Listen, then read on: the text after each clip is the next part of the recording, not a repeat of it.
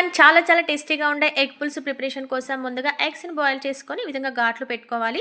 కడాయిలో కొంచెం ఆయిల్ తీసుకొని ఎగ్స్ని వేసేసుకొని కొంచెం పసుపు, సాల్ట్, చిల్లీ పౌడర్ వేసుకొని లో ఫ్లేమ్లో ఒక 4 మినిట్స్ ఫ్రై చేసుకొని పక్కన పెట్టుకోవాలి. అదే కడాయిలో కొంచెం ఆయిల్ వేసుకొని సన్నగా కట్ చేసినటువంటి ఉల్లిపాయ ముక్కలను వేసుకొని కొంచెం సాల్ట్ వేసుకుంటే త్వరగా ఫ్రై అవుతాయి.